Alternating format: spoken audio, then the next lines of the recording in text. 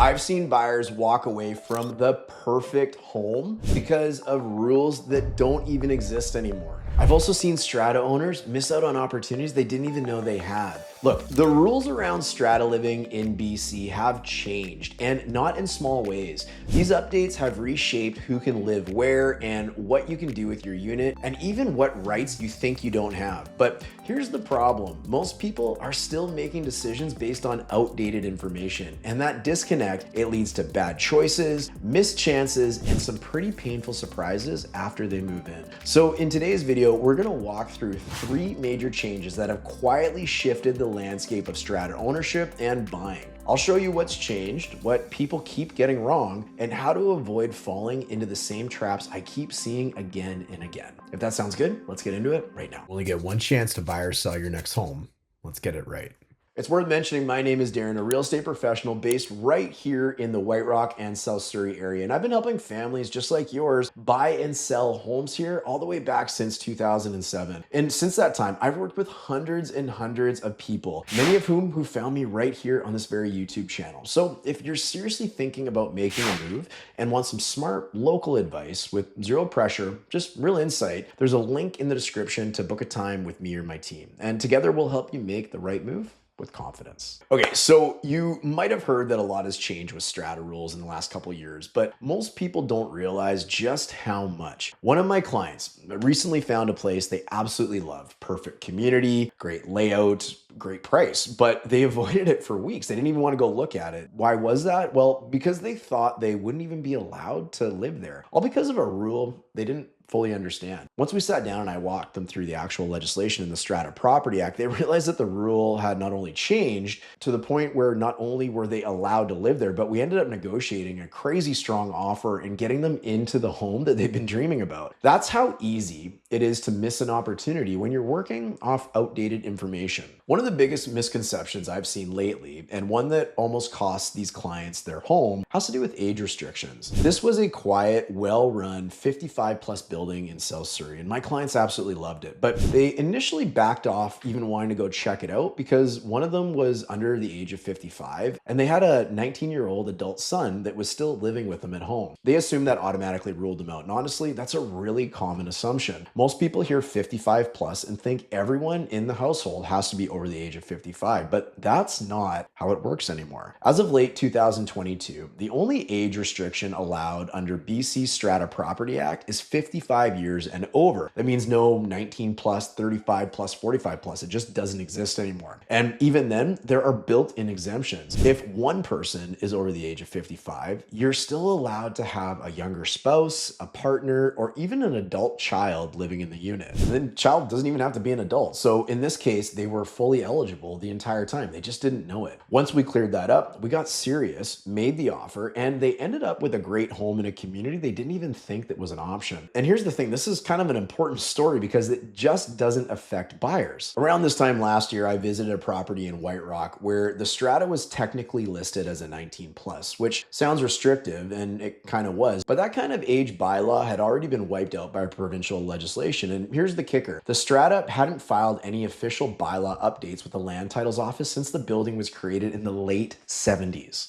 Which meant every single change they had ever voted on, legally unenforceable. So I was helping somebody sell this particular condo unit in White Rock, and once I figured that out and discovered it, I called the seller immediately. We decided to list the property a lot higher than we originally had anticipated. This time it was actually $50,000 more, and we adjusted the marketing to speak to a wider audience. We weren't limited to just people who were over the age of 19, and we weren't limited to adults even. We could sell it to absolutely anybody, and people with young children could live there no problem. So within a few days, we got a full price offer. Same home, same building, just a different understanding of what was actually allowed. And the strata, well, they were a little bit up in arms about it because even they didn't understand the changes and how it impacted their building. The point of this is when you know the real rules, it changes absolutely everything. Now, here's another one that's caused a lot of confusion lately, and it seems simple until you actually try and act on it. I've worked with buyers who have made the comment and said, we'll just add a charger for our electric car to our next next condo or townhouse. Easy, right? Or owners who've been told that's not possible. This building isn't wired for that. But here's the thing. You can't make plans based on what used to be true because the rules around this have changed and they've changed quickly. In the past, trying to get approval for electric vehicle charging could be a nightmare. It often took a 3/4 vote of all of the owners, which is really hard to get, as you can imagine, and most people gave up well before they even got started. But in 2023, the province stepped in and made some major updates. Strata corporations are now required to respond to an EV charging request within 3 months, and many decisions that used to require a 3/4 vote, now they just simply need a simple majority. Even more importantly, stratas are being told to plan ahead. Any building with 5 or more units will soon be required to complete an electrical capacity report. That's going to show what their system can handle and what kind of upgrades might be needed to allow for things like heat pumps and electric vehicle charging. And this part really matters. The province isn't just laying out what needs to happen, they're giving stratas a clear process for how to do it. There are formal steps now, guidelines to responding to EV charging requests, getting assessments done, and actually determining what's possible. So if you're hearing things like it's too complicated or we're not set up for that, it's worth asking, have they followed the new process?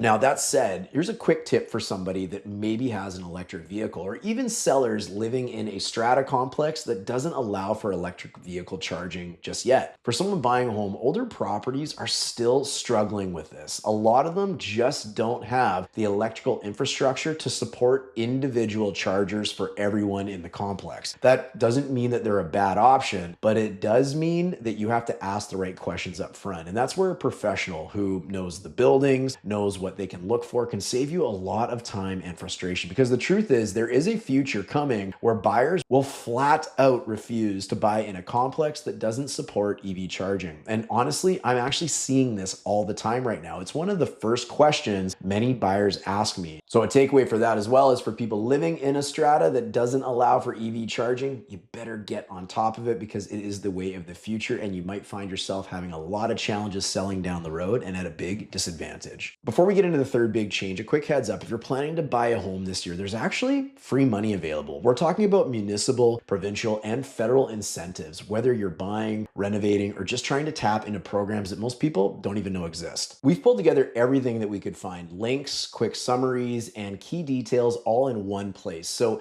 you can make sure you're not leaving any money on the table. You'll find the link for that download in the description below this video. It's totally free, super easy to use, and definitely worth checking out. All right, back to the video. And the last major misconception that I want to hit is the one that quietly shuts down a ton of options, and that's around rentals. This comes up with newer buyers all the time. I've had people skip over entire listings because they thought they wouldn't be able to rent the unit out in the future, and that used to be true. Strata buildings could limit rentals, cap the number of units being rented at once, or ban them like flat outright entirely. If you wanted flexibility, you just had to look elsewhere, but that's not the case anymore. As of November 2022, strata corporations in BC cannot restrict residential rentals. Full stop.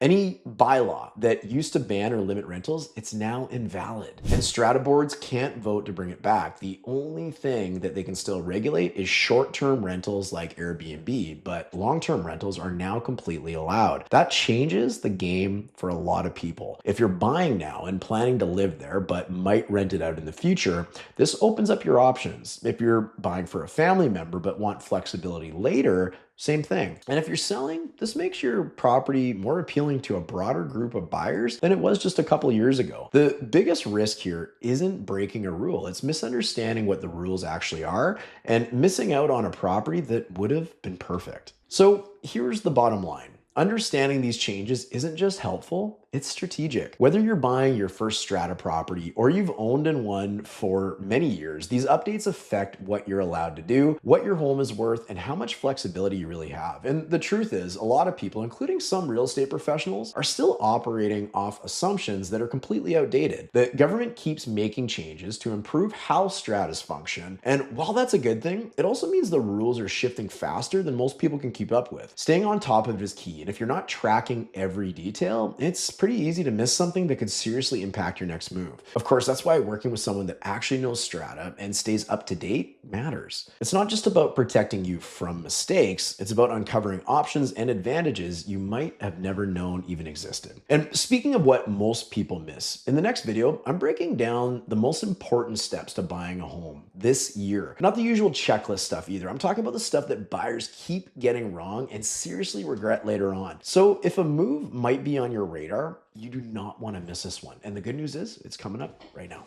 Buying a home in 2026, there are 6 things that you have to get right or this market will eat you alive. I'm talking about deals collapsing, deposits lost, financing falling apart at the last minute, or finding out way too late that you can't actually afford the home that you thought you could.